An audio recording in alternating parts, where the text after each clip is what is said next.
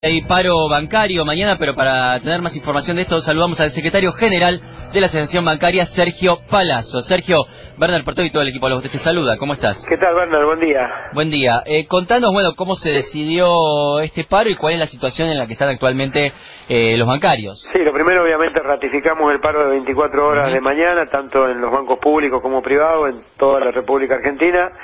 Esto obedece a que desde el mes de diciembre que venció nuestro convenio y hasta el día de hoy no hay una propuesta seria por parte del sector empresario y al contrario, las que han habido son bastante provocadoras como para generar un conflicto. Arrancaron por ofrecernos el 9% en diciembre, después fueron variando y nos terminaron ofreciendo el 15% sin ningún tipo de cláusula gatillo, pagadero en 4 cuotas, después lo bajaron a 3 cuotas. Y en la última nos pidieron disminuir al 50% algunos ítems como el día del bancario, que es un adicional que cobramos, y en otras eliminarlo, por ejemplo, la gratificación que se firma todos los años cuando se cierra la paritaria. O sea que en lugar de ofrecernos más, nos ofrecen menos de lo que cobramos. Y bueno, obviamente se lanzó esta medida hace 10 días esperando que cambiaran la conducta, no la han cambiado, tenían que hacer una propuesta superadora esta semana, no la hicieron, y en función de eso lamentablemente hubo que tomar la decisión del paro de mañana. ¿Cuál es el rol del Ministerio de Trabajo, particularmente en toda esta negociación? ¿Qué viene haciendo el Ministerio? Mira, el Ministerio de Trabajo ha actuado de acuerdo a lo que le ha pedido el sector empresario en la mayoría de los casos. En primer lugar, nosotros pedimos la reapertura de paritaria porque estaba del año pasado, porque estaba prevista en nuestro convenio colectivo, presentamos 6 o 7 pedidos, nunca nos dieron ninguna importancia a los pedidos y a pesar de estar compelidos legalmente a hacerlo, no lo hicieron. Ahora, cuando hicimos asamblea de 2 horas en los bancos en el mes de diciembre para discutir esta situación, se presentó el sector empresario y en 24 horas nos convocaron y nos metieron una conciliación obligatoria. Después, las propuestas que ha hecho el sector empresario, como te las acabo de explicar, nos ofrecieron el 9 primero, después el 15 en 3 cuotas, que si vos lo anualizás, el 15 en 3 cuotas termina siendo un 10,33 promedio en el año. Y nosotros hicimos 3 propuestas distintas, uno sobre base de inflación pasada, otro sobre la base de la inflación que el propio Banco Central publica en el relevamiento de expectativa de inflación que hace todos los meses, con cláusula gatillo, y una tercera que era discutir una canasta familiar de productos que consume un bancario, que la hemos hecho hace años nosotros, y que la poníamos a disposición para discutirla y valorizarla. Cuando tuvo que tomar una decisión el Ministerio, en lugar de decir que había propuestas de los dos lados, dijo que había una innumerable cantidad de propuestas del sector empresarial y que en función de que no se había llegado a un acuerdo los habilitaba a dar un 7% de adelanto de aumento, que era lo que ellos querían como primer cuota del acuerdo salarial. Es decir, ha jugado alineado con el sector empresario desde el primer día, ¿no? Y sacando providencias o resoluciones pretendiendo condicionar financieramente al sindicato, eliminó el 1% de cuota solidaria que se denomina así, el término por la ley se denomina así, que pagan los no afiliados al sindicato, desfinanciando al sindicato, y ahora ya en un paso de comedia casi trágico, también avala la quita de un 1% que hacen los bancos a la obra social bancaria, ya metiéndose con los temas de salud de los trabajadores y particularmente los jubilados. Buen día, Sergio. Estefanía Pozo te saluda. ¿Cómo estás? ¿Cómo estás, Estefanía? Buen día. Bien. Hoy hay reunión del Consejo Directivo de la CGT y se está reordenando bueno, por lo menos se está intentando reordenar a ver cómo viene la sucesión de este triunvirato que quedó muy desgastado en la conducción unificada. ¿A qué nombre le pones fichas? Mira, en primer lugar trato de ser prudente cuando se habla de estas cosas, porque digo, si están todos de acuerdo que el triunvirato no existe más, primero renuncien y después discutimos, porque si no después terminamos poniendo nombre, cuando en realidad después terminan acordando los mismos sectores que están y terminan la misma. Más que el nombre, a mí me gustaría discutir un programa de la CGT que tiene que tener inexorablemente y que no tiene, para definir claramente qué cosas tenemos que defender y ese programa sea el vector. Después se buscará el nombre de quien pueda llevar ese programa adelante. Porque si vos no tenés un programa y no tenés la convicción de confrontar con un gobierno que te quita derechos, vos podés tener un quinteto, un triunvirato, un unicato, que la cosa no va a funcionar. Hay que dejar claro que si el gobierno sigue afectando con sus políticas a los trabajadores, la CGT tiene que confrontar y hay que dejar claro cuál es nuestro programa. Después de eso, habrá que ponerle el nombre adecuado para llevar adelante esa historia, pero primero estar convencido de los principios y de la vocación de confrontación cuando nos afectan. Pero vos pensás que esta posición tuya pueda llegar a ser adoptada por la mayoría, porque en general lo que se está viendo es que incluso algunos referentes sindicales importantes están viajando a España con el ministro de Trabajo. Digo, se ve una visión más dialoguista. Sí, bueno, los que viajaron creo que son los que venían dialogando de antes con el gobierno, sí. No era novedad, ¿no?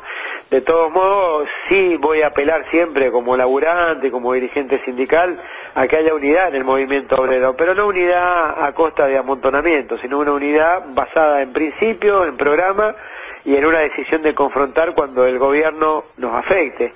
Yo sigo considerando que es un tremendo error de la CGT haber votado en su consejo directivo un paro tardío contra la reforma previsional y después no cumplirlo porque sus propios miembros que habían votado un día antes después no lo cumplieron. Claro. Considero un error aberrante haber tratado en el consejo directivo de la CGT acompañar el 21 de febrero una marcha que convocaba a camioneros y después se amplió ese espacio y que fue votada por unanimidad de los presentes, que eran 27 sobre 35 y después quedamos 4 o 5 en la marcha, ¿no? Claro. 4 o 5 organizaciones, gente fue muchísima, está claro. Claro, sí, está claro. ¿Vos vas a formar parte de la reunión de hoy? No, porque nosotros renunciamos a los cargos al principio, nosotros nos ofrecieron cargo para estar en el consejo directivo y precisamente por estas cosas que te enumero, que era la decisión de confrontar con el gobierno y un programa, y como eso no estaba, nosotros decidimos no ser parte del consejo directivo, si bien somos parte de la CGT, ¿no? Claro, por eso digo, como parte de la CGT quizás habían ampliado la convocatoria a último momento. No.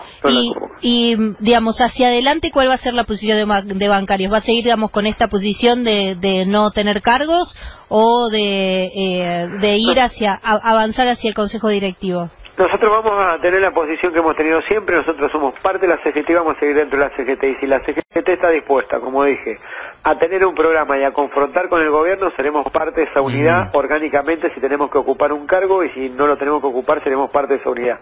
Ahora, si no están esos requisitos de confrontar con el gobierno porque nos está afectando y de tener un programa, seguiremos dentro de la CGT, pero desde un aspecto crítico como el que hemos tenido hasta ahora.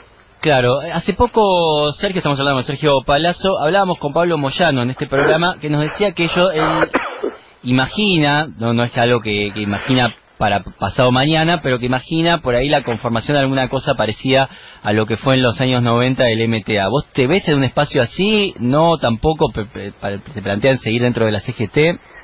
Mira, se da naturalmente, cuando no hay respuestas orgánicas a los reclamos de los trabajadores, la unidad en la acción se da naturalmente independientemente de las consonantes y vocales que le pongas o el agrupamiento que le quieras poner. Nosotros desde la corriente federal que integra la asociación bancaria hemos tenido esa conducta desde el primer momento que asumió este gobierno, y a veces hemos confluido con espacio de la CTA, con espacio de los movimientos sociales y últimamente también con el moyanismo, y esto fue por la falta de respuesta que hubo desde los cuerpos orgánicos de la CGT.